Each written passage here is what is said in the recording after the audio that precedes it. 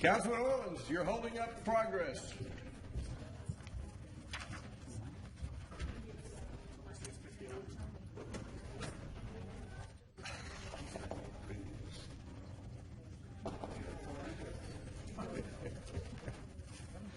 Welcome to the Monday, October 26th meeting of the Mayor and City Council of the City of Roswell.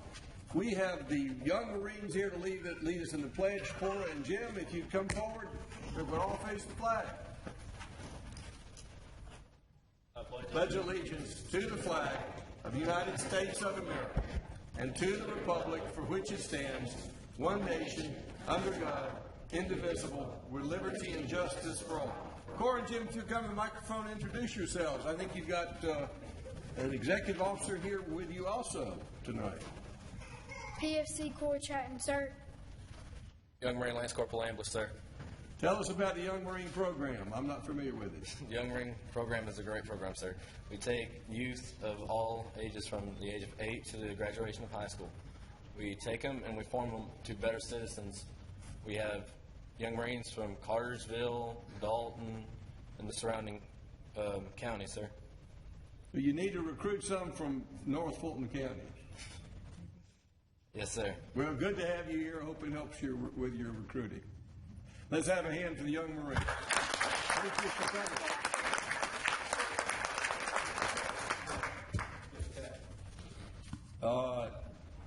Next, I'd like to recognize the Martha Stewart Bullock chapter of the Daughters of the American Revolution. Thank you. Thank you. If y'all would come forward, I have a proclamation to read. You're always bringing us history and patriotic things. So this is a proclamation recognizing National American Indian Heritage Month. Whereas the history and culture of our great nation have been significantly influenced by American Indians and indigenous peoples, and whereas the contribution of American Indians have enhanced the freedom, prosperity, and greatness of America today, and whereas their customs and traditions are respected and celebrated as part of a rich legacy throughout the United States, and whereas the Native American Awareness Month began in 1976 and recognition was expanded by Congress and approved by President George Bush in August of 1990, designating November as National American Indian Heritage Month. And whereas in honor of National American Indian Heritage Month, community celebrations as well as numerous cultural, artistic, and educational historic activities have been planned. Now, therefore, I, Jerry Wood, Mayor of the City of Roswell, proclaim November 2015 as National American Indian Heritage Month in the City of Roswell, and urge all of our citizens to observe this month and recognize our history with appropriate programs, ceremonies, and activities. And so we have, is this Gail Jennings I'm talking to? Yes, sir. Gail, does the American Stewart Bullock chapter have any programs this month? Yes, sir. We're having programs this month, and we're continuing to support the Native American schools in Oklahoma and Oregon, and summer youth programs and camps. Well, Roswell has, of course, the American Indians here long before Roswell King arrived. Yes, sir. We were part of the Cherokee Nation. Mm-hmm. Roswell is proud to have a memorial to the Trail of Tears down at our park. And I'm proud to be a great-great-great-grandson of Ray Dicey, who was an Oklahoma Indian. I'm not sure of what tribe, but from the photograph of Ray Dicey, there was no doubt that she was American Indian. How wonderful. So it's good to have you here, and I'm also proud of my very slight American Indian heritage. As am I, sir. Let's have a hand for the Martha Stewart Bullock and all the American Indians who are here tonight. Anything else to add to that? No, sir, but thank you for this opportunity. Thank you, ladies, for coming. These are our children of the Revolution as well. Thank you. And next we have the National Red Ribbon Month, which the Young Marines brought us. And this is National Red Ribbon Week.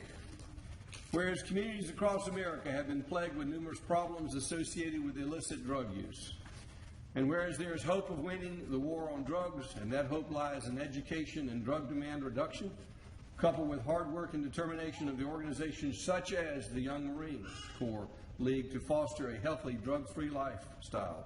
And whereas governments and community leaders know that citizen support is one of the most effective tools in the efforts to reduce the use of illicit drugs in our communities. And whereas the red ribbon has been chosen as a symbol commemorating the work of Enrique Kiki Camarena, a drug enforcement administrative agent who was murdered in the line of duty, and represents the belief that one person can make a difference.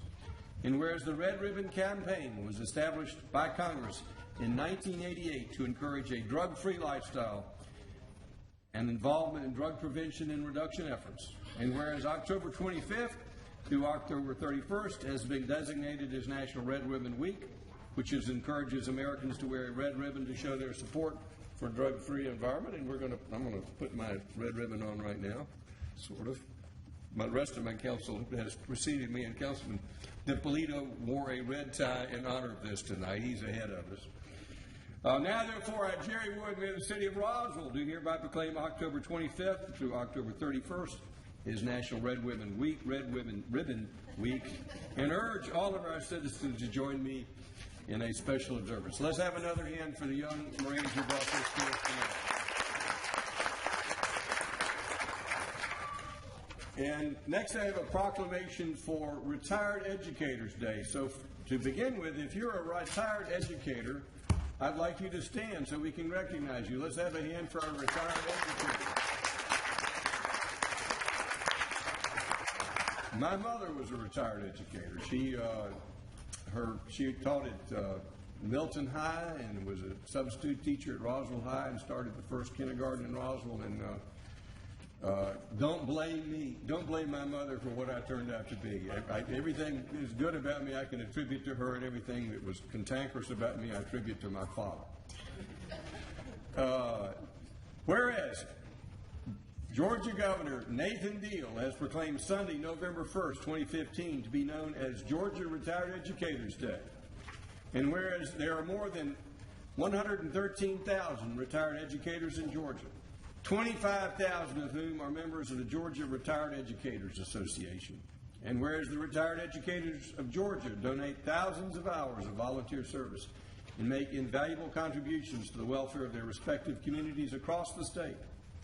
And whereas it is appropriate that a day be designated for the citizens to express their appreciation for the contributions retired educators have made and continue to make for the betterment of human lives and for society. And whereas local churches will recognize that lasting contributions made and being made by retired educators in this community. Now, therefore, I, Jerry Wood, Mayor of the City of Roswell, do hereby proclaim November 1st, 2015, to be respectively known as Georgia Retired Educators Day, and call upon all the citizens to observe and honor our retired educators. Let's have a hand for the retired educators. Ladies, if you'll come forward and introduce yourselves and tell us where you're from. Come to the microphone. Tell us where you had your career in education. Hi, my name is Kathy Politis, and I'm a proud retiree from Fulton County School System. I started off as a classroom teacher and retired as Director of Instructional Technology for Fulton County. So, thank you. Well, I'm proud to be a product of the Fulton County system, elementary school and high school. Do we have another retired educator who is taking photographs? If you'll come to the microphone. I'm trying to do that. I'm Cheryl Abbott, and I know you. And I taught kindergarten for Fulton County Schools for 27 years. Taught first and second grade for 5. So I'm a proud ex-educator, but we're still involved with the kids. That's the thing. We haven't really left. It's kind of like being a mother. You never get past That's it. right. You never give it up. Let's have a hand for the teachers and the retired educators. Thank you. We have a duck somewhere in the building. Where's our duck? The duck flew the coop? Wait a minute. So, even though the duck has flown the coop, we had a duck here earlier, but we have presents from the duck and visitors to the duck. I would have known if the duck was getting ready to fly the coop to call the duck earlier. I apologize.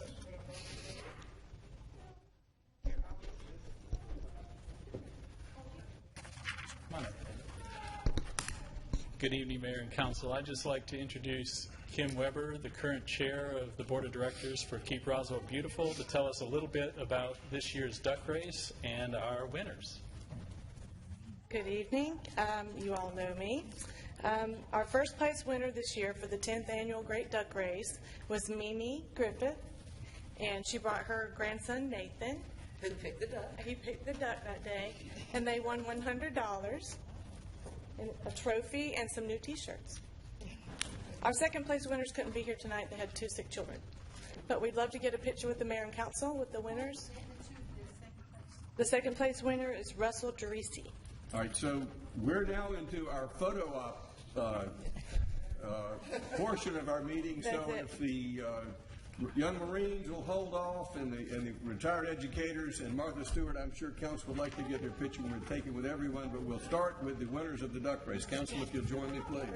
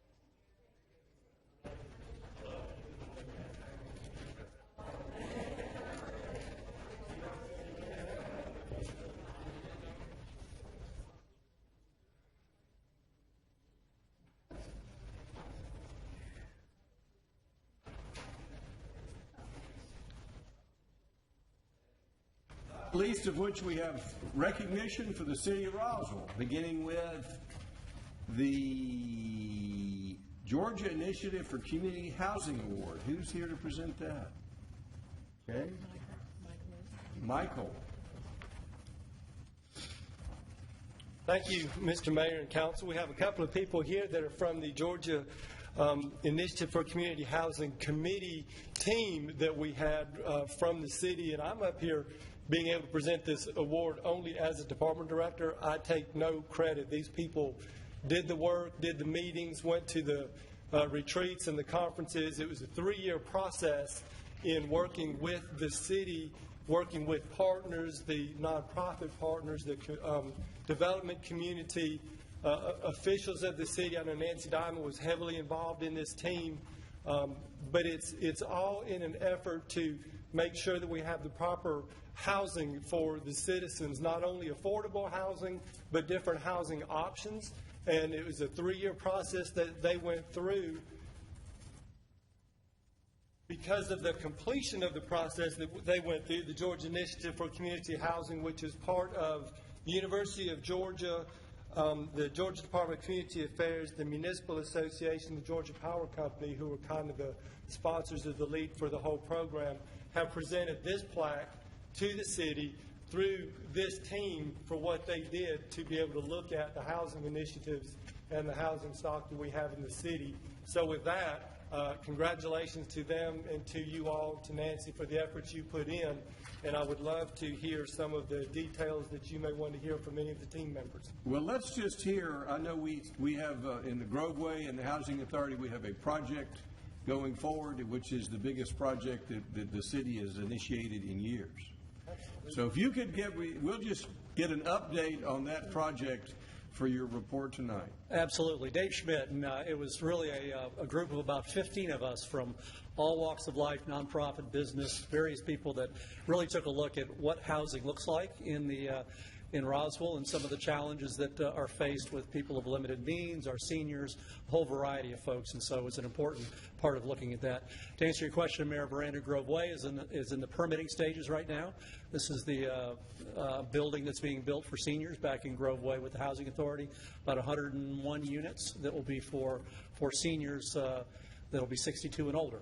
And so an important part of it will be a beautiful building that will look a little bit like City Walk in terms of its architecture and such. So we are nearing getting started with that. So what's next after the senior housing project? We will follow with all that we learned. And the interesting part about this was at the time there were 45 other cities who had gone through this. And Roswell was uniquely different from the other 44. Because most of the other 44 had a lot of boarded-up houses and places in which they had areas they had to revitalize. We don't have a lot of that in Roswell, and the land prices make it challenging for us to look at what housing options there are there for different folks. So we are continuing with a group that's actually been renamed RICH, the Roswell Initiative for Community Housing, and that group wants to stay together and continue to explore ways in which housing can find its way to serve a lot of different people in Roswell. So there's a commitment to do that. Barbara Duffy is one of ours continuing. I'll give her the mic because she can tell about how the other aspects are part of what we're doing with Rich. I just want to thank you for the opportunity. It's been an interesting 3 years. We have seen parts of Georgia I didn't know existed, and explored a lot of opportunities.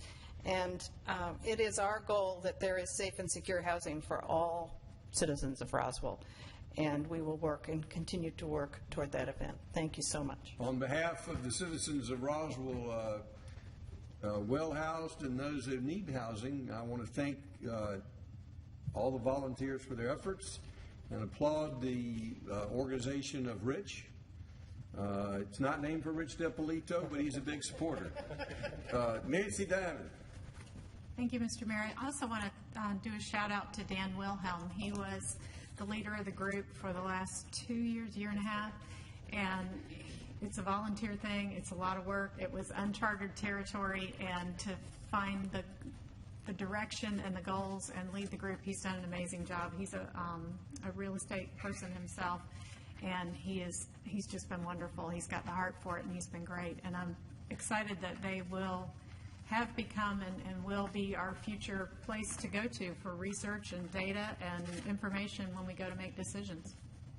Thank you. Let's have a hand for Rich.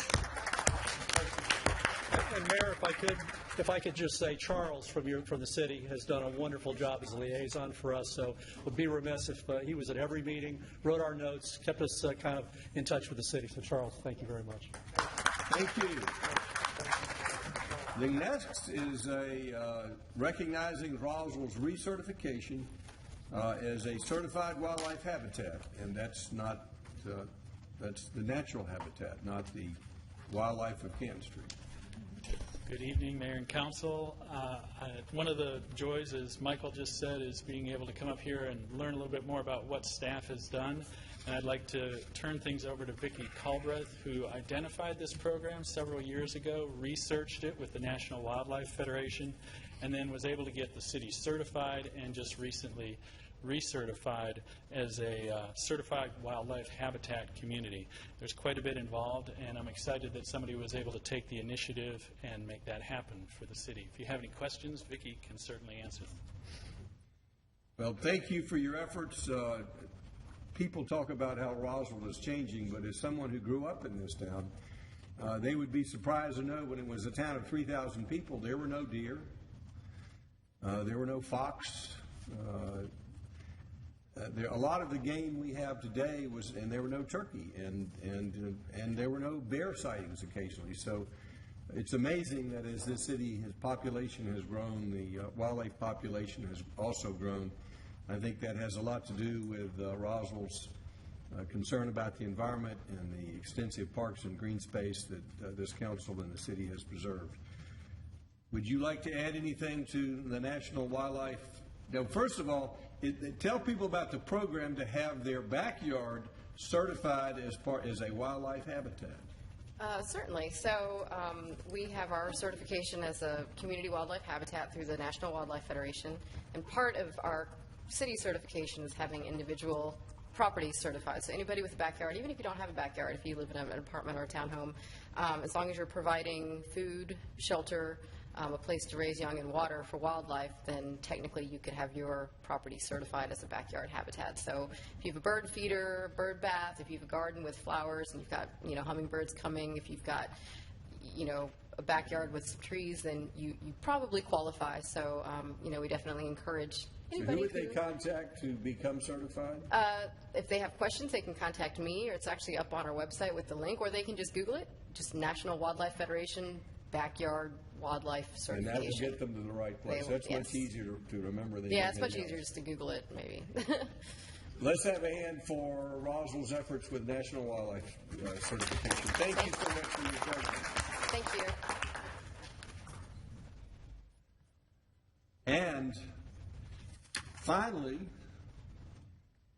we are excited about the 3 CMA National Communications Awards, something I'm not sure I know what it is, but we're going to hear about it. And again, I get to take some credit here for something that I didn't do, but I have some great people in our department and others. Vicki, come up here, and Julie, I want to come up also.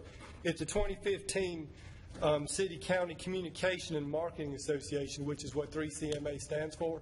It was the national conference that was held here in Atlanta this year, and the City of Roswell got 5 awards ranging from first place to third place for 2 different projects that we did. I'm going to let Julie talk about the first project, which is the Happy video that I know many of you all saw. It won some Do we get to play that tonight? Numerous awards. No, you're not playing the Happy video. And then I want Vicki to talk a little bit about the awards that won for Drippy Dropperson. So. Yeah, we had a very good conference this year. We were really happy. We won 3 different awards for, and I couldn't bring them all upstairs because I'm only one person. I couldn't carry 5 awards, so we just brought one so you could all see what it looks like. We won 3 different awards for the Roswell Makes Us Happy video, which was a video that we did, as many of you know, to promote recreation and parks programs and facilities. Just so people realize what efficient organization. What was the budget for that? It was It was very, well, we It was won. close to zero. It was close to zero. So, I mean, you can do a lot. One of the awards with that we won creativity. first place for in the country was the most creative activity with least dollars spent. so that was first I place. like that. We all like that up here. For Roswell Makes Us Happy. We also won first place for TV and video, promotional video, and then the next 3 awards we won are for this book that we're going to give to all of you. This is the Drippy Dropperson Water Ambassador book.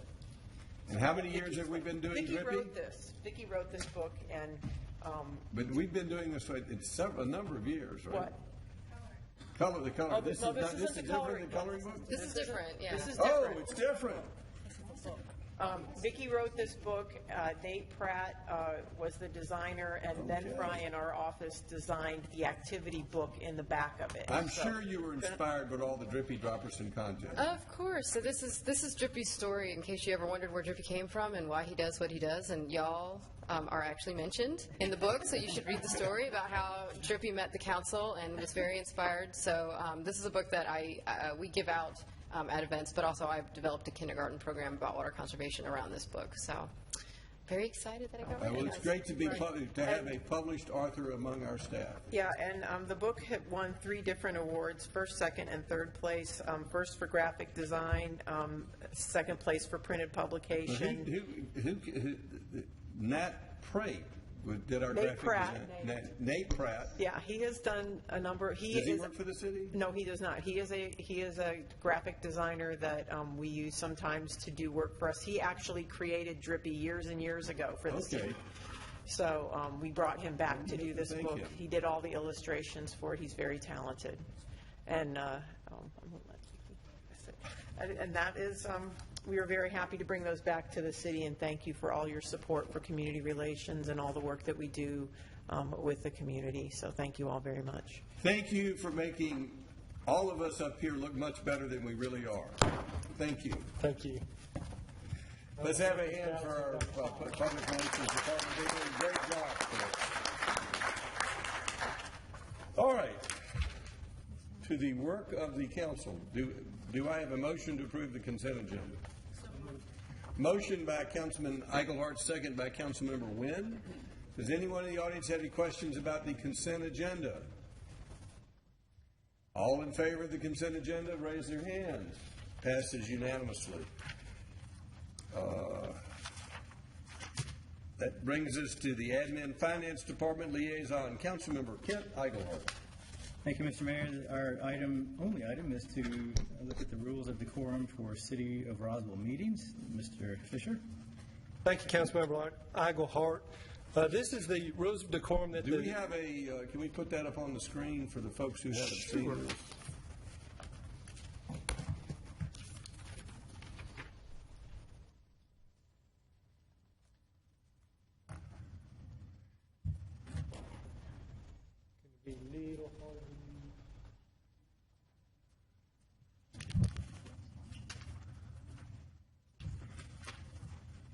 So what this is rules for mayor and council and other boards and elected bodies to be able to follow along in their meetings for the decorum and how they would act at particular meetings. This has been to a couple of committee meetings with some revisions along the way, and I think this is the final document as described in those committee meetings for your opportunity to adopt tonight if you so choose. So this will apply to the council and all board meetings. That is correct. Now, it applies not only to the behavior of the mayor and council and the board, but also behavior of citizens speaking at that meeting. It does. So because of the importance of this, and I know I have some citizens who are interested in this, if you would read 1 through 5 for us. I will be glad to. The speakers will refrain from speaking until recognized by the presiding officer. So speakers would mean council and the audience. That is correct. Or the board members. The presiding officer, whether that be the mayor or the chair, would need to recognize people before they speak. Yes, sir. The second one, number 2, each speaker will maintain a civil and courteous manner and tone. It's just in the way they present the material. Number 3, each speaker will speak to the agenda item under consideration and will attempt not to be repetitive in his or her remarks. Number 4, remarks will be directed to the presiding officer or to the attendees of the meeting in general. Remarks or questions may be addressed to a specific person only with the presiding officer's consent. And then number 5, speakers are free to question policies, positions, data, or information presented. However, speakers will not attack or impugn the character of other persons. If you'll go on to the enforcement section. In the enforcement section, let me get that up where it's easier to see. The presiding officer has the authority to enforce each of the rules of decorum. The presiding officer will inform the speaker that remarks falling outside of the rules of decorum and will cite the applicable rule.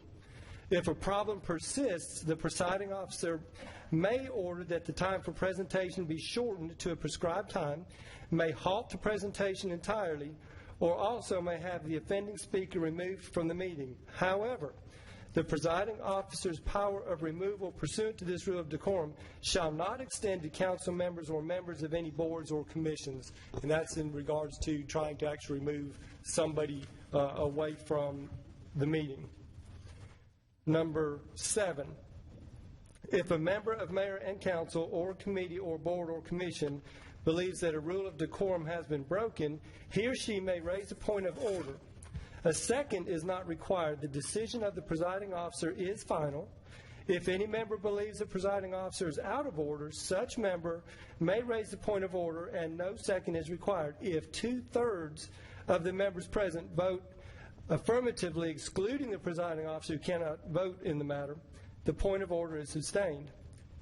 This results in a public reprimand of the presiding officer but does not prevent the presiding officer from continuing to preside over the meeting. And that's 1 through 7 of the rules of decorum. Does the council have any questions? Councilmember Diamond. I'm sorry, Michael, can you put that up again? I sure just want to can. make sure that. Sorry about that. Number 7. Number 7? Because there was a suggested part here in our packet that was different, so I guess maybe Councilmember Eichelhart can speak to that. I'm sorry, where? Oh. My packet has a number 7.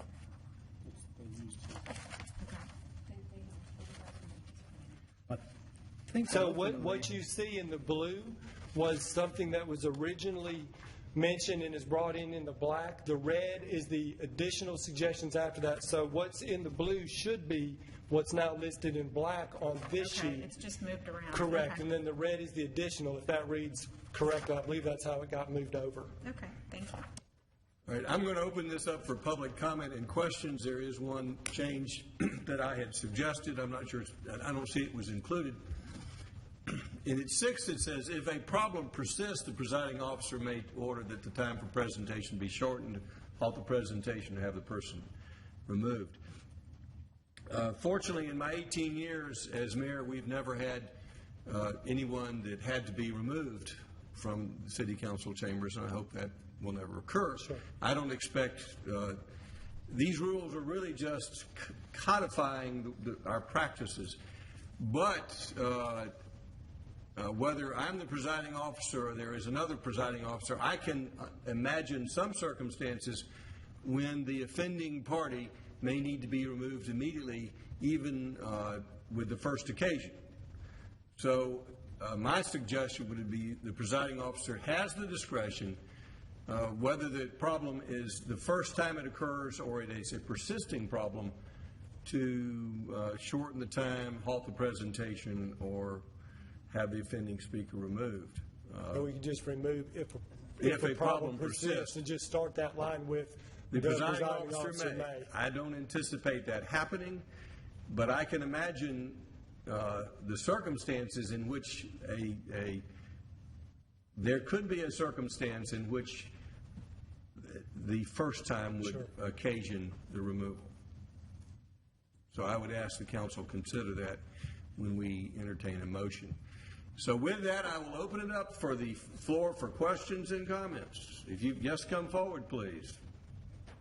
You'll give us your name and address.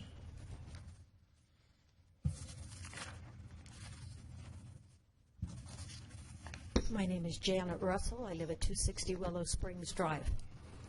I'll open my remarks with, if liberty means anything at all, it is the right to tell people what they don't want to hear. And secondly, in this time of universal deceit, to speak the truth is a revolutionary act. So I want to know a few things. First of all, did you have any citizen input into forming these rules, or did you all decide what you wanted to organize as rules and impose them on your citizenry? That's number one. I know that you don't allow me to get a question and have an answer and then ask another question to clarify, because you restrict those questions after an answer has been made, which I find personally intimidating and offensive, because if you're not clear with an answer and you dance around it, I can't say, could you please explain more? Now, a lot of people come to these meetings, and I've had a lot of replies from people in the last few days that they don't come to these meetings because they're intimidated, they're not professional speakers, they get nervous. I've seen one woman reduced to tears here by the treatment from the presiding officer who's sitting in front of me. I myself have been called a liar by the presiding officer sitting in front of me. I would like to have said his behavior is offensive, and I'd like to have him removed from the city council chambers. So I want to know who is going to determine what is offensive and what isn't, because offensive is really a subjective term. I think the fact that you even have to bring up these rules of decorum is a form of reducing our First Amendment rights to freedom of speech. I'm just appalled at what's going on in this city council chamber. Nobody wants to hear the truth. I personally have been called names. I have been insulted by people in this city, in the employment of this city, and in heads of departments who think because I am a woman of a certain age, I'm going to fold like an envelope. And I have reminded them that I have the skin of an armadillo and that I was taught by nuns. And I don't ever back down on the truth, because the truth will make you free. So I think this whole thing of decorum is a bunch of baloney. Personally, this is what I've heard from probably 20 people today, that this is the city council and mayor's way of controlling input onto things they don't want to hear. And because these are all video recorded, you really don't want the citizenry to hear it. Otherwise, you would still be recording the open mic nights on the 5th Monday of the month. Those were eliminated last year, and the fact that we have 5 minutes to speak, and Mayor, at one meeting last year, or maybe it was earlier in this year, you reduced the minutes to 3 minutes a person. But you keep interrupting people and interrupting them, and that's offensive to me, but nobody can say, oh, you're being offensive. You're not behaving properly. You're being rude. So I think you need to get rid of all of this and let the people come and speak their mind. Thank you. I believe Ms. Russell's first question was their citizen input. I spoke with several citizens about this before, and during the process of developing these, so there was citizen input. As far as who determines if something is offensive, there are two parties that could determine it. Could be the presiding officer, which could be the chair in the event of boards, or the mayor or the mayor pro tem if it's a council meeting. But there's also a provision that the board or the council can cite the presiding officer. With regarding to your concern that no one should be insulted, these rules go directly to that point. Neither this board nor anyone else at a council meeting or a board meeting, whether it's a citizen or an elected official or a board member, should be insulted. And so that was one of the primary reasons that these rules were adopted, because council came to me and said, Mayor, we believe when there is insulting comments are made, the presiding officer should take action. And I said I would do that if I felt there were rules to allow me to do that. As far as the truth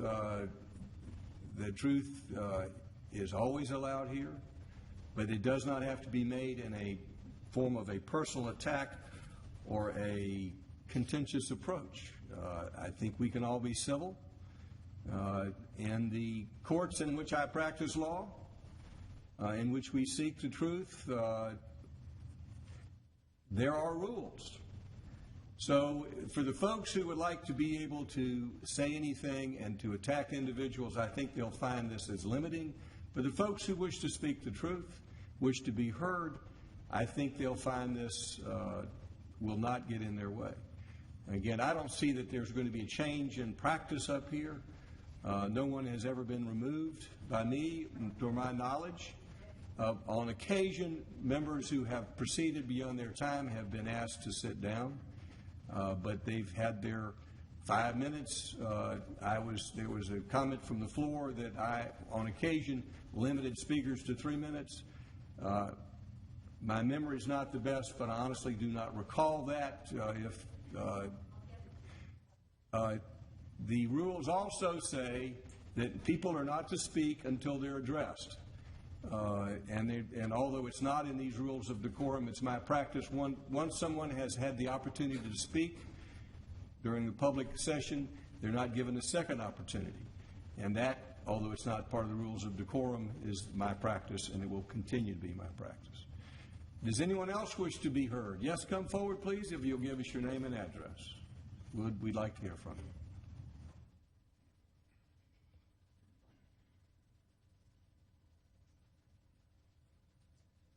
Thank you, sir. My name is Deborah Burnett. I live on Leah Drive. Can you hear me? Okay. My name is Deborah Burnett. I live on Leah Drive in the Wildwood subdivision of Roswell. I've been here since 1996. I moved here after spending 24 years on active duty as an officer in the United States Navy, and I do have some comments on the, on the proposed rules of decorum. I think these proposed rules are government overreach. They're trying to deal with what may seem to be a problem for some of you, but I do not believe they are a problem for the citizens who come here to petition their representatives and to air their views. When I've seen or heard questionable comments from listening to the recordings or watching the recordings of the city council meeting, as often as not, the things that I consider problematic are from elected officials who just sometimes appear to be irritated dealing with the citizens. But the citizens don't need rules of decorum for feeling that you're irritated with them. We have a way to deal with that, and that's at the ballot box. We can vote you out of office if we don't think you're respectful enough. And if the mayor and city council want to adopt rules of decorum or rules of civility for themselves, I don't think the citizens would object. But there should be no rule adopted by this council or any other government entity that in any way has the effect of chilling public discourse. We already have rule of law in this country, and as Mayor, as you have said, you can remove a person who is behaving in a disruptive or threatening manner, and you've never had to do that. So why are we doing this? We all hope that the people who stand where I'm standing and the people who sit where you're sitting can be respectful of each other. But, you know, this is not a cotillion, it's a government in action, and sometimes that's a little messy. However, messy does not equal unlawful, and case law on the First Amendment clearly flows toward expression, free and open expression, not toward attempts to regulate free speech, and especially political speech.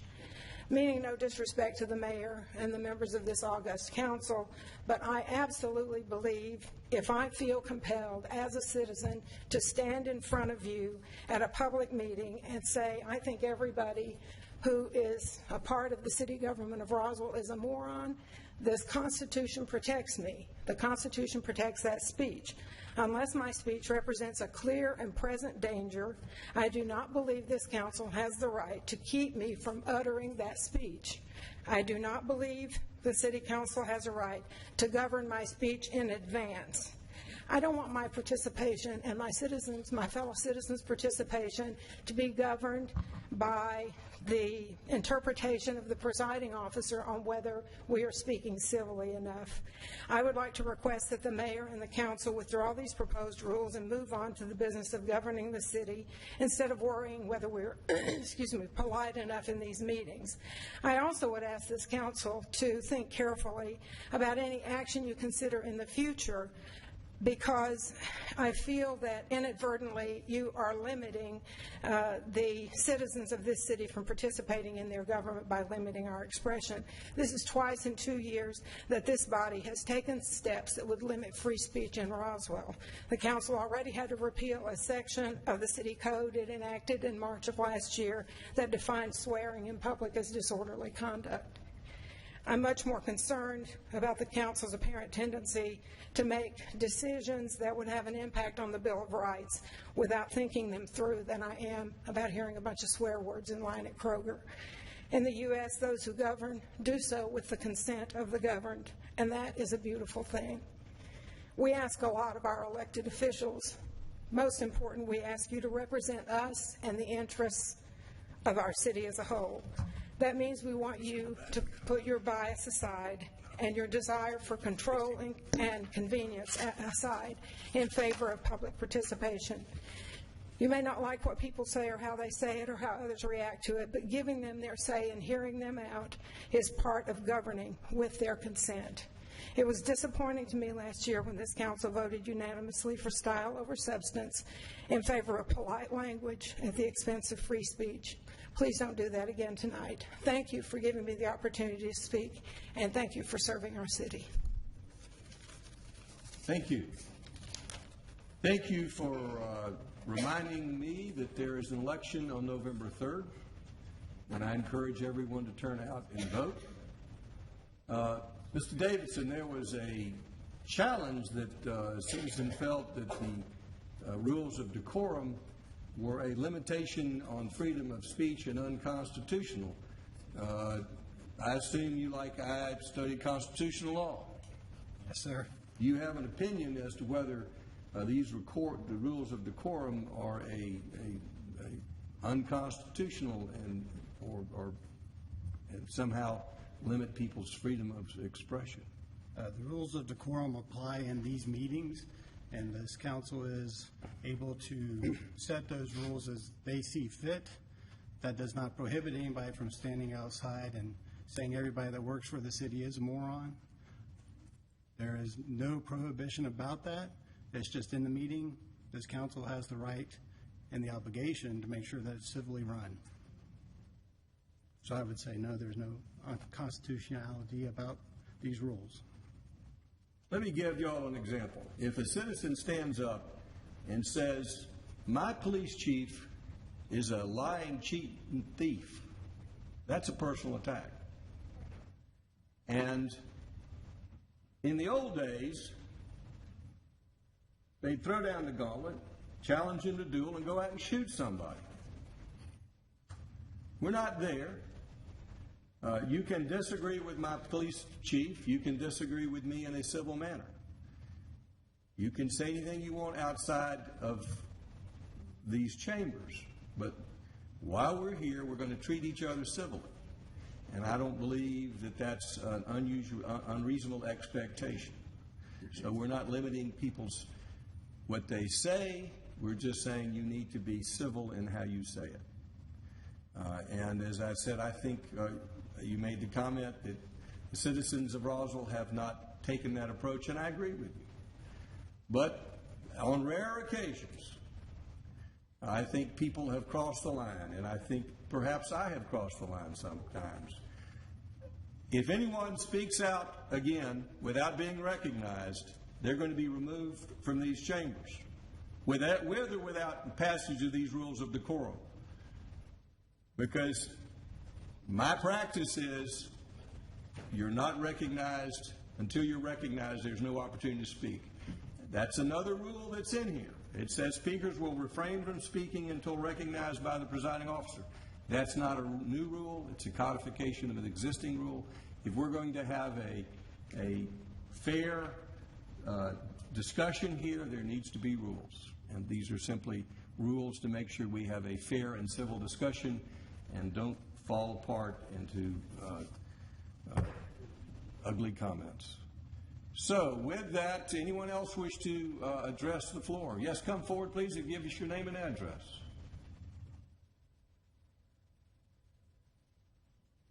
Melinda Delisle on Boulder Drive. I believe that we can all agree that it is essential to address one another cordially as we're discussing and debating rules and data and future of Roswell.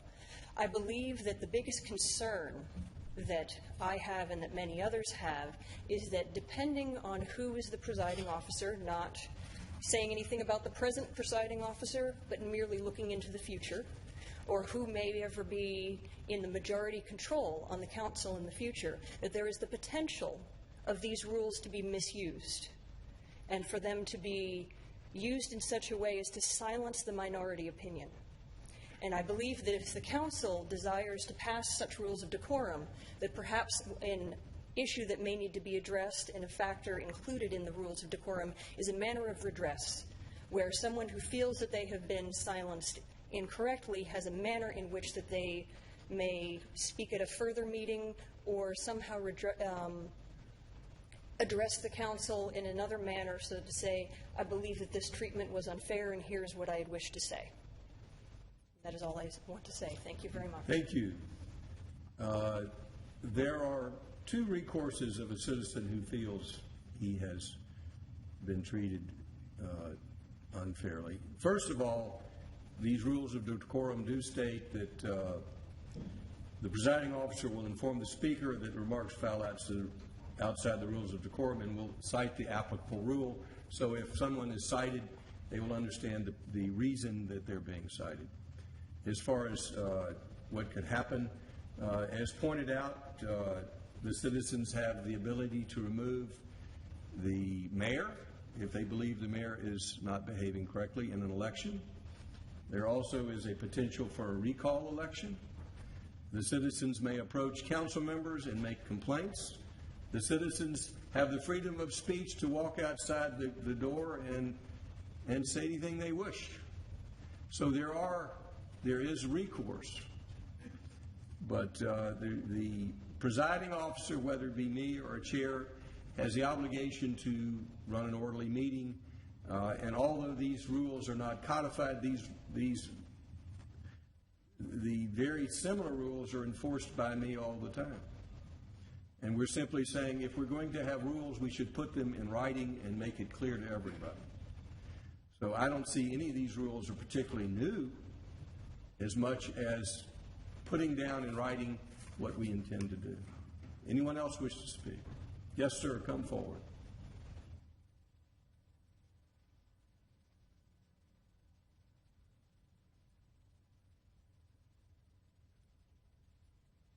Thank you. My name is Don Conity. I live at 8000 Sandorn Drive here in Roswell. I guess my question really is how it will actually work in a given meeting. The presiding officer at a meeting that I was in June, I believe, for Vickers Village, I thought stifled public comment by reprimanding the audience from the podium that he wasn't going to accept any laughing or chuckling. I thought that was over the edge, and what I'm concerned about is how that will be addressed at the next meeting. Is someone going to stand up on the council and say, I think you might be out of line? That's what I'm concerned with. I guess I don't see that happening. Any council member may stand up and say the presiding officer is out of line. It does not take a second. It takes a majority vote, a 2/3 vote to enforce it, to cite someone. So those are the current rules. Those are the rules as proposed. You and I disagree on whether or not chuckling is appropriate at a meeting, and other council members may disagree with me. I appreciate that. But I believe that if you're going to have an orderly meeting, whether it's that each speaker should be able to speak and verbal but not express verbal positions from the audience don't lead to they can be intimidating to the speaker. You talk about trying to make sure the speaker's not intimidated. Boos can be intimidating, and they would be out of line. Yeah, in that particular meeting, it probably would have been good if that was explained to everyone before the meeting started, and then maybe there wouldn't have been any tittering laughter. But that's just my opinion. So yes, sir. I appreciate it. It's really up to the presiding officer and the board to whether he's out of line. Anyone else wish to speak? Thank you for your comments. To council, what's the pleasure of council? Councilman Eichelhardt. I guess this is my department, but before doing anything, I'd like to make a comment. And all things being equal, establishing rules of decorum is obviously a good thing. Everybody should come to meetings with an attitude of respect, and even when there are strong disagreements over issues, as everyone's already said tonight, everybody can still be civil. However, I think we already have the mechanisms in place, as we've already just discussed. When you come in and you get an agenda at the back of the room there, and I think this is true for all other boards and commissions as well, you see the following at the bottom. The City of Roswell strives to provide a positive experience for those visiting city facilities and promotes an environment of personal safety and security, free from intimidation, threats, or violent acts.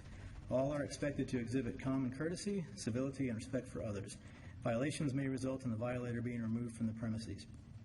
You'll also find that online if you look on the agenda outside of the City Hall. And then, in addition, our normal operations of meetings, the chair has the authority to deal with disturbances from the floor, which we've seen happen and almost saw happen tonight. So there are already mechanisms in place, and while issues could arise, I think they're primarily perceived issues. It's also true for other boards and commissions in the city. I think the genesis of this resolution was the council meeting where the worst offender of not being civil came from the presider of this meeting. And yes, it was a full house, people probably riled up, but in the nearly 20 years I've been working on zoning, either from sitting out there or sitting up here, it's never been against the rules to laugh at comments that were funny or even those that were not. Certainly things get out of hand, and we have to control things when necessary. But I think this resolution starts with a predisposition against our residents, and that's just not a way to proceed. And we seem to forget that zoning projects and issues that are being discussed up here and the decisions we make, they're real and substantial consequences for the people who are out there.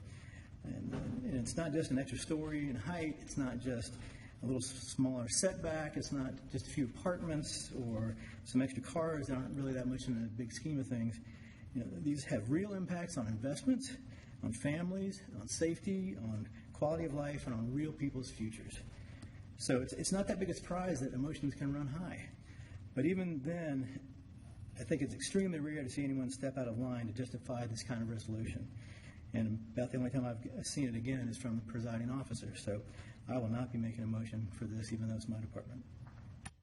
Councilman Eichelhardt, if you would, I'd like to find out any specific objections you had. I understand a general objection believing that they're not appropriate. But with regard to number one, speakers will refrain from speaking until recognized by the presiding officer. Do you disagree with that rule? I'm not going to fall into your lineup of this. I disagree with all the aspects, as I've already said. Obviously, the overall things that I've said make sense. We already follow those practices. So, as you've already said, we already do them. So this is just overkill. So you do believe that it's appropriate for speakers to refrain from speaking until they're recognized by the presiding officer? If you're talking about people that start chuckling because of something that's said, no, I don't think that should fall under that. Should someone be able to speak out from the audience without being recognized by the presiding officer?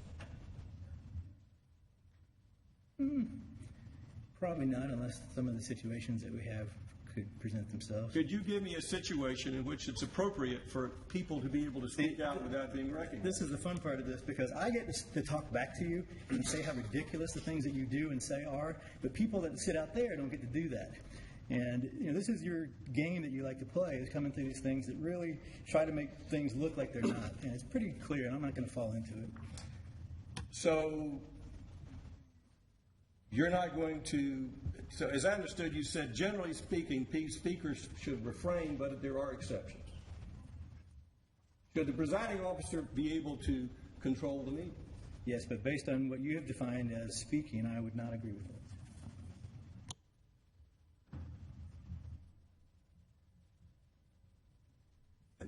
I don't see any definition in these rules of decorum about speaking. Right, you decide it, and so we've already seen how you decide that in previous examples. And we can go on this forever. I mean, just go ahead and move forward, and we've already made our points. Well, I think the point being is that I understand it, that you agree that if someone stands up and speaks and says words, that they should be recognized by the presiding officer before they have an opportunity to speak. I think everyone that comes in here, well, maybe not every single person all the time. Most people come in, they follow the rules, that they know it's time to speak, they'll bring their card up, they fill it out like they're supposed to, and again, it's a rare occasion where that has ever happened. It's silly to put this forward. Do you believe that it's appropriate for speakers to maintain a civil and courteous manner and tone? I'm just going to go ahead and say no, because why not? Well, this is kind of silly, so I'm just going to go ahead and say no. Do you believe that it's appropriate for speakers to try not to be repetitive? You, again, follow as one of those that probably, and me too, all of us up here probably repeat ourselves a lot.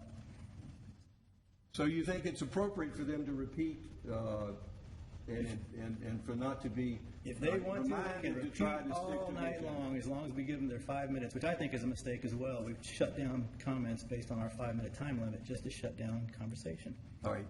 Do you believe that if a speaker can come in to talk to anything that's on their mind, it doesn't need to be on the agenda? Sure, why not?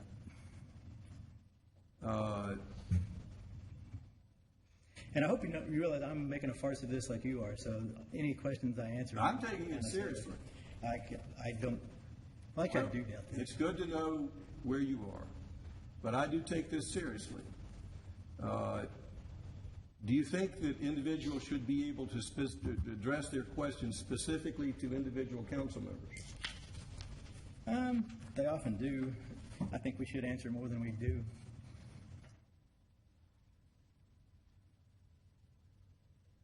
Did you have any disagreement with the enforcement provisions of this? I know there was a change to make, at your suggestion, that the individual council members could raise a point of from the council without a second. You disagree with what you brought up? Well, I tried to make something bad better, which is what we often do in a lot of our zoning and other cases throughout the things that we do here. But yeah, I will say that's actually a pretty good one because I came up with it. But that may actually be one good thing that come out of this. So as I understand it, you don't disagree with the rules, you just you don't believe they're necessary because it's a rare occasion when they're breached. Yeah. I agree with you on that point. I think it is a rare occasion when it's breached, but I think people should understand if there are rules that we practice, they should be put in writing, and that's my effort here. If the council disagrees with any of these rules, I'm fine with them changing it. I just want to know what the rules are. Any other comments from council before we entertain a motion? Councilmember Diamond. Well, I wasn't here at this last committee meeting, but when this first came up, my concern was speakers that get intimidated by other people in the audience out of speaking, and I hear that fairly often, and the idea that our boards and commissions, who are run by volunteers, who are facing the public, who don't have a legal litigator background, are not as comfortable with this, and it gives them some opportunity to have rules they can follow and they can point to. And I think when you're on Planning Commission or Historic Preservation or some of those other boards and commissions, it's a little different atmosphere than it is here. And I think that was an important part of it. I guess I'm continually amazed because we talk about this every so often, that the idea that this isn't an ordinance, nobody's going to jail if they don't do it, this isn't legally binding, but the idea that we can't say, let's all be respectful, and that's what we try to live by, is such a difficult concept. I don't see anything in here that talks about content in any way, shape, or form. And I think the idea, to Kent's point, that we as board members can say something and have a way to make that make a difference, I think is something we haven't had.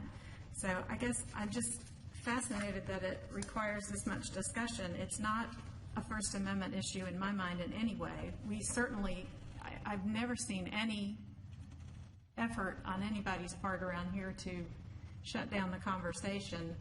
And I will tell you, there's plenty of conversation between us. If one of us thinks one of us isn't behaving, we don't hesitate to say so. So I don't think there's a concern about no one doing that at this point. So I don't see what the big problem is, but I do think that thing at the bottom covers it. But I understand that those volunteers that work with us and those with the legal minds are more comfortable with something in writing, and I just don't see anything offensive here. Any other comments before we entertain a motion? Councilmember DiPolito.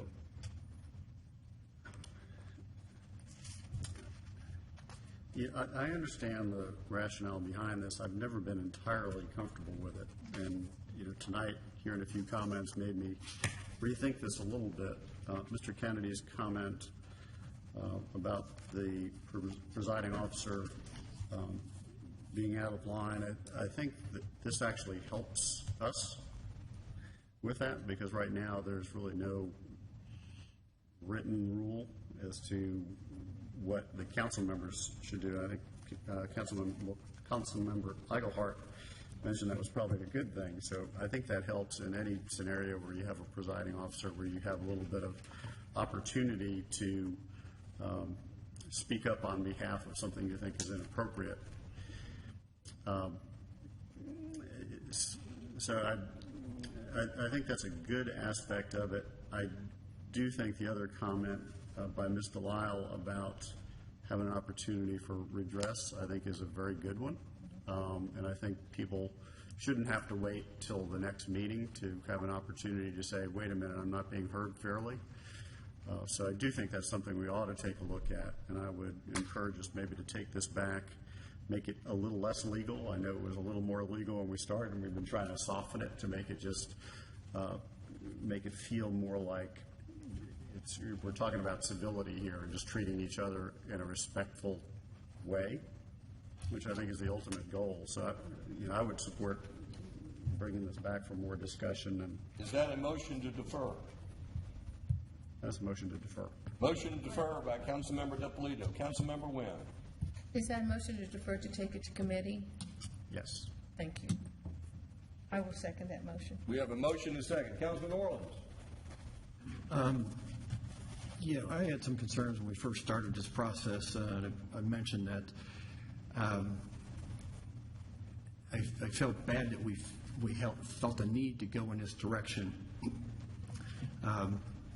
We've always listened to people coming to council meetings, and yes, I don't like it when citizens stand out there and berate us. I don't mind if they tell us they disagree with us. I don't mind if they tell us completely different, off the wall or whatever, but when they actually use wording that berates us, I don't appreciate that either. But hopefully people can respect us and we can respect them.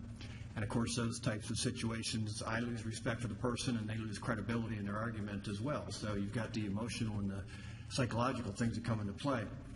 I know, Don, you mentioned the one meeting. And over the years, I've seen it when we have a very large crowd. It's a tough call, and I agree with you that maybe it should have been, when we have a large crowd, that should be kind of laid out a little more clearly up front. But when you do have a speaker, the audience may start booing them or they're cheering in favor of them. It can get out of control, and I know we've had some meetings recently that were not necessarily in council chambers that staff actually called the police department to come over because they felt they were getting out of control. So that's a fine call there on trying to keep an audience civil for everybody, the people they disagree with that are at the podium speaking down there, or the people they agree with. So I understand that's a tough one. And think it was Melinda made a good point about the appeal decision as well, if somebody feels they were incorrectly, although I think sometimes it's pretty clear, but there could always be that kind of a point that somebody feels that they really didn't get their say and want to appeal it in one way or another, or have a forum for doing that. And Deborah, you made several great comments, but we're not trying to go in that way. We're not trying to stifle anybody's comments or opinions. Again, I think it's going back to respect and also dealing with our other meetings that we have with other boards and commissions on just respecting each other, common courtesy, and being civil, and as I said, not berating people. Everybody's trying to do the best job they can. And we, of course, don't berate the citizens that come up here either. So, defer it to have a little more conversation on it may be good. We have a motion and a second. Once we've had a public hearing, we've heard from the public. If this is deferred, the public will have an opportunity to speak again when it comes back. We have a motion and a second to defer. Any further discussion? To defer to committee. A motion and a second. Any further discussion? All in favor of the motion, raise their hands. Passes. Orleans, Wynn, DiPolito, and Diamond in favor of defer. All opposed to deferral. Councilmember Eichelhart. The action is deferred. Next on the agenda, the Environmental Public Works Department. Councilmember Rich DiPolito, liaison. Thank you, Mr. Mayor. This item is approval for the mayor and/or city administrator to sign a change order to the contract with Lane Heavy Civil, Inc. in an amount not to exceed $427,160 for additional work items. So this is additional work. It's not an increase in cost. Is that correct, Mr. Skalski? That's correct. Thank you, Mayor and Council. Very briefly, the project has a budget of $15.5 million, and we're on track to complete the project within that budget.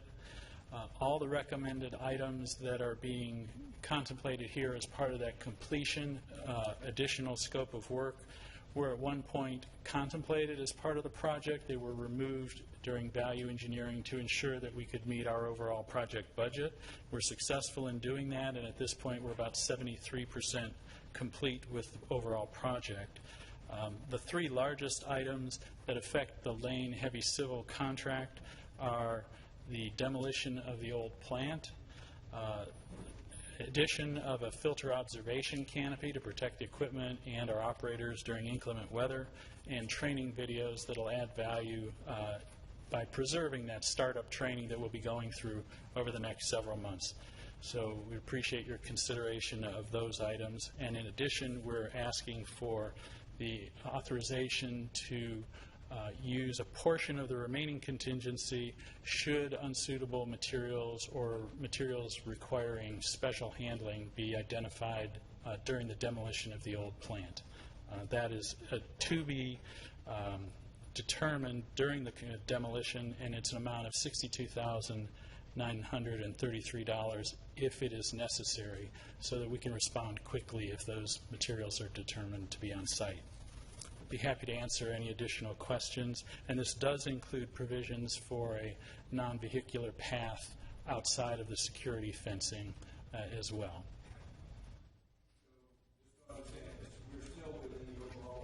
Yes, sir.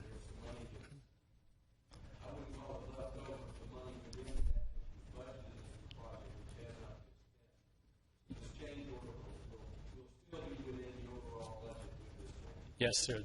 All of the items contemplated here would leave approximately $202,000 of remaining contingency, of which we're asking the authorization to potentially use $62,000. Still leaves us about $140,000 if every worst-case scenario that we have identified at the present time comes through.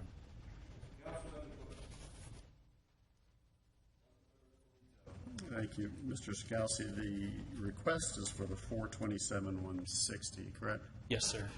Okay. Now, you also in your write-up have included security fencing, landscaping, and so forth, and monies for the path to make this passive park area accessible, which I agree with, but I don't see that as part of this request.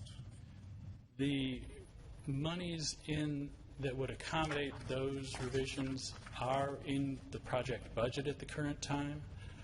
They are all below the $75,000 limitation that we have, and I believe are all currently covered under identified project items that either we did not spend under the Lane contract or would be done with separate direct purchase items which we already have in place. Okay. So those items are being covered under Yes. the overall budget, but not as part of this request. And all items that we're talking about here would be handled in accordance with all of our current city procurement policies. Okay. And then the remaining available balance of $202,840 you would like for potential remediation, or a portion of that for potential remediation, but should that be part of this request? Put that into a contingency line item?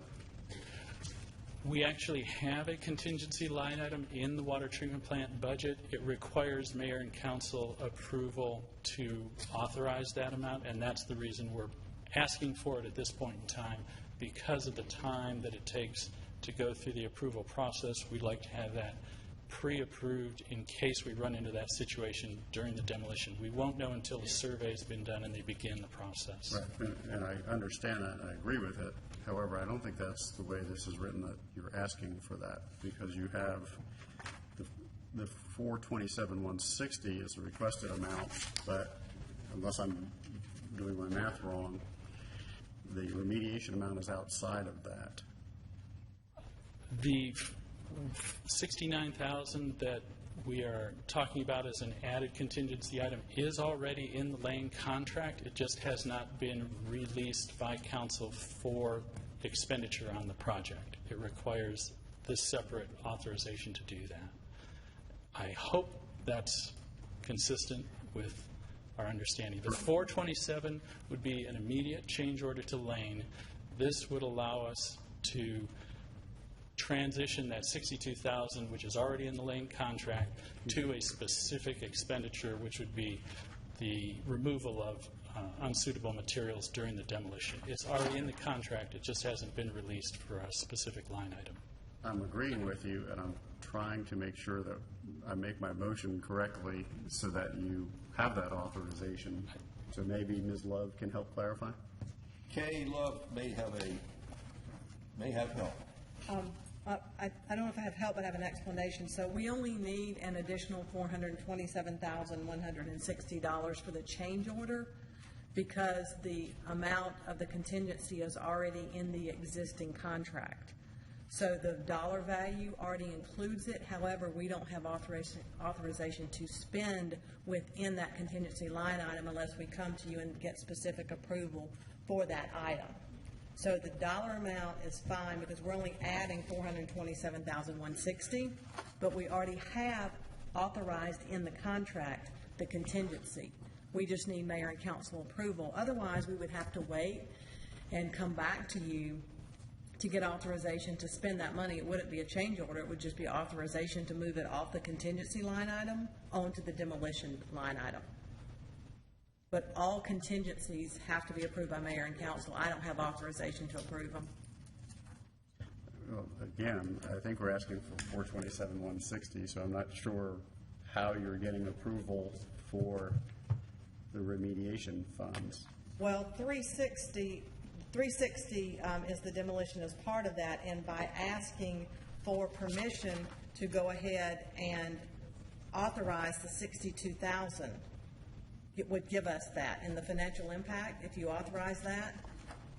To your point, if you just read the approval line item, then that's correct. We would need to add in the wording that's in the financial impact that Dan asked permission for, but not a dollar, not adding to the Lane contract. I'm clear. That's atypical. Yeah, I'm sorry, that was make that confusing because we should have put that in the top of the title there to ask about a contingency. Okay, thank you.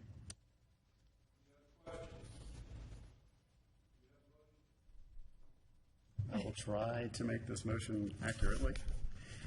Move to approve the change order to Lane Heavy Civil in the amount not to exceed $427,160 for the additional work items listed, as well as providing for the contingency amounts required under the financial impact listed in our package. Second. Second by Councilmember Wynn. Does anyone in the audience have any questions or comments? Yes, come forward, please. You'll give us your name and address.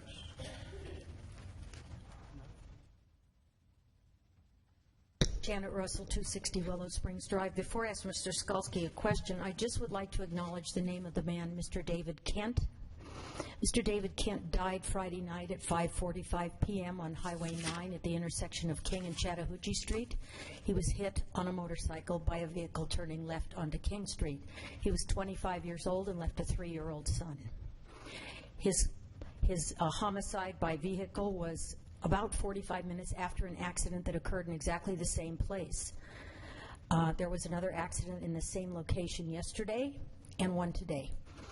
I just want you to know that that is a result of GDOT giving Highway 9 as the alternate route from this total screw-up they've made on Georgia 400 exit 7A. From 4 p.m. to 7 p.m. most days of the week since Tuesday, we have been unable to proceed northbound out of my street, and southbound is completely gridlocked. There is no way for an emergency vehicle to get down that street at any time between 4 and 7 p.m. Today was an exception because of the pouring rain. His young friends were there on Saturday putting up a memorial right next to where he died. You will see the marks from the police department of where he was killed on the street, and so you will be reminded of that. I just thought this meeting should take a few minutes and acknowledge that a young man died within 1 mile of this building tonight. Mr. Skalski, I'm always confused about money, so excuse me on this one, but is there some sort of format? Because until you mentioned, Mr. DiPolito, the water treatment plant, I didn't know what this was for. I don't know what your agenda item says, but mine doesn't make any mention of what this project was. A change order to Lane Heavy Civil, Inc., but it doesn't say what the project is. And I don't know if that's supposed to be part of the legality of voting for approval of an item when it should say what the job is for. As a citizen, I would like to know what we're spending $427,160 additional for. The second part of my question is, Mr. Skalski, is this, we originally, 6 or 7 years ago when you started talking about the water treatment plant, you weren't here, but I was, the projected cost was $8 million, and it jumped in 5 years to $16 million. And I questioned that, and I was told you'd added a few things. I said $8 million $1 bills. However, I want to know if $427,160 plus the $69,000 you just mentioned is in addition to the $16 million. That's my confusion. But my biggest question is it valid to vote on something where you haven't put in the agenda exactly what this money is for? Not trying to be contentious, just trying to make it clear for everyone who's watching this video at home. Thank you, Mr. Skalski.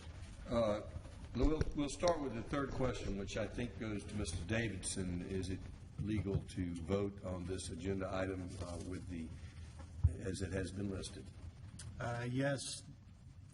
Well, it doesn't say that it's exactly for the water plant. All the subsequent materials are included and available, so that it's fine to do it the way it is. It probably would be better to word it so to say what project it is actually for next time, but I think it's fine to go forward. The first question: what is this expenditure for? I think you may need to repeat what you said before in the. Although it may be repetitive, I think the question was asked and perhaps it didn't catch you. Of course. Number one, point well taken on mentioning the water plant. Understood. There are 3 primary items that are included in this $427,000 request. One is training videos of the actual startup and training. Again, these are all items that were contemplated to be part of the original project and were reduced to bring the project budget down as low as possible with the hopes of being able to add them in if sufficient funds were available towards the end of the project, which is where we are at this point in time. A filter observation canopy, which will protect the filter backwashing equipment as well as our operators. That was eliminated from the project. And the demolition of the old water treatment plant to make that site a passive area that would be on the hillside where the old plant is. So those are the three items. The third one, the demolition, is the largest at $360,000, and those total up to $427,160. What was the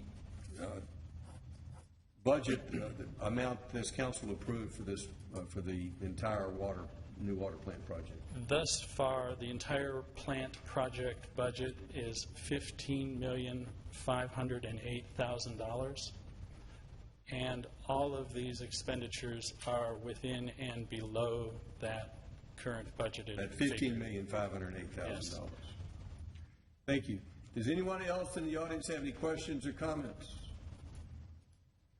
Any further discussion? Do we have a motion? We have a motion to approve this, right?